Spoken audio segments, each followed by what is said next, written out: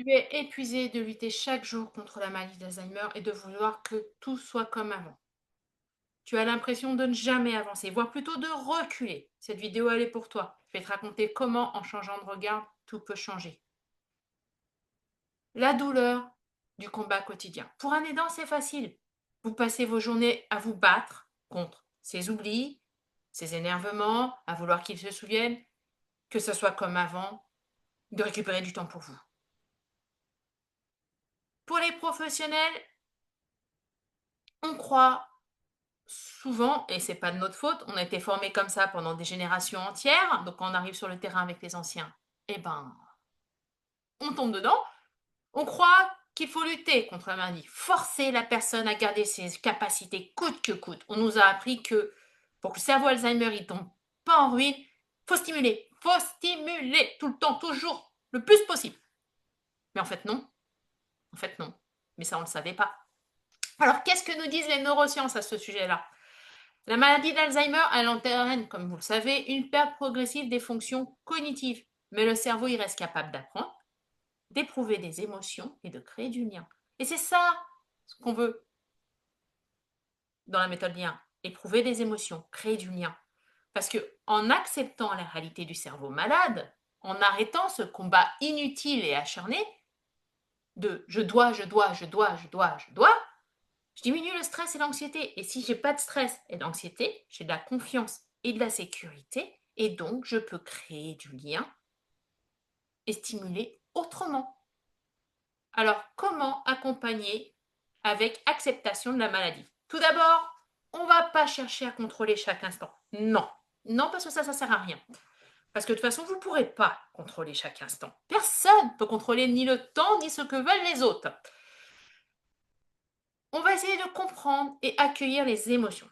Les émotions de la personne que vous accompagnez, surtout ses non-dits, mais aussi les émotions de l'aidant. Donc, vos émotions, les émotions du professionnel si vous êtes en collaboration à trois. Le but, c'est tout le monde est égal. L'environnement, toujours préparé, rassurant, calme, exempt de trop de stimuli. Et voilà comment ça va fonctionner l'accompagnement avec l'acceptation. On va valoriser les moments partagés sans jugement. Et quand je vous dis sans jugement, c'est vraiment sans jugement. Je ne sais pas, imaginons que vous êtes en train de décorer des œufs de Pâques et que du coup, l'activité c'est de décorer des œufs de Pâques et que votre proche, il attrape l'œuf en polystyrène ou en bois ou en ce que vous voulez et qu'à la place, il regarde le bol à côté, il prenne l'œuf et qu'il décide de le casser sur le bol et qu'il se rende compte que ça marche pas. Au lieu de vous dire non, c'est pas ça qu'il faut faire. Cherchez plutôt le geste derrière. Pourquoi votre proche il a pris l'œuf et l'a cassé? Je vous parle d'un exemple concret. Cet exemple, c'est celui de ma maman.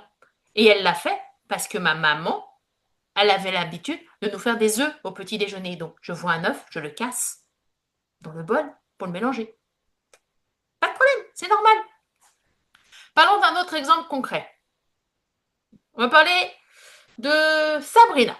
Sabrina, elle passe son temps à se battre pour que son père se souvienne de tout. Qu'il se souvienne de l'emploi du temps, qu'il se souvienne de ses rendez-vous, qu'il se souvienne du nom de sa voisine, qu'il se souvienne du chat, de la maison, de son travail, de tout. Et du coup, pas le travail que lui faisait, le travail de Sabrina. Et ça crée énormément de frustration et de tension. Au point que quand ils sont tous les deux dans la même pièce, vous pouvez déclencher un compte à rebours. Dans la minute qui vient, vous avez des phrases qui fusent. Et pas des gentilles phrases entre eux. Avec la méthode lien, c'est différent. Plutôt que de vouloir sauver son père à tout prix, Sabrina m'a appelé en coaching. Et on a essayé autre chose. Je lui ai dit, ne lutte pas contre la maladie, parce que la maladie d'Alzheimer, c'est un train. Et c'est un train en marche. Tu veux pas. Oui, parfois il va s'arrêter en gare et ça marchera. Parfois il va continuer, il va te laisser sur le quai. Donc le plus important est de trouver une communication, une façon de communiquer douce et apaisante. Et j'ai dit à Sabrina, réfléchis à tout ce que tu partageais ou partages avec ton père. Qu'est-ce qui marchait bien? Qu'est-ce que c'est qui fait que votre relation à vous, elle est unique et que c'est rien qu'à vous? Peut-être que c'est vos fous rires, peut-être que c'est vos blagues à 2 balles, peut-être que c'est. Et là, elle me dit Mana Mana. Je dis mais c'est quoi ça, Mana Mana? Et elle me dit Mana Mana, c'est une chanson avec des marionnettes. Et elle me montre ça. Elle me montre ça. Et là, je fais génial. Et ça fait quoi quand vous êtes avec votre père, avec ton père? Et là, elle me fait bah quand je suis avec mon père, elle fait dès que je mets Mana Mana, elle fait on se met à rigoler et à danser tous les deux et elle fait ça descend la tension. Bah que je fais bah c'est génial. Je fais voilà ton arme secrète. Je fais tu sens que ça monte, qu'il y a de la tension. Je fais un petit coup de Mana Mana, ça repart à zéro. Et vous savez quoi? Ça marche. Donc, en conclusion, arrêter de se battre, c'est commencer à vivre autrement, avec plus de paix, avec plus de liens. Parce que ce que vous voulez, finalement, c'est préserver le lien, même quand la mémoire flanche. La méthode bien, c'est ça. À mardi prochain.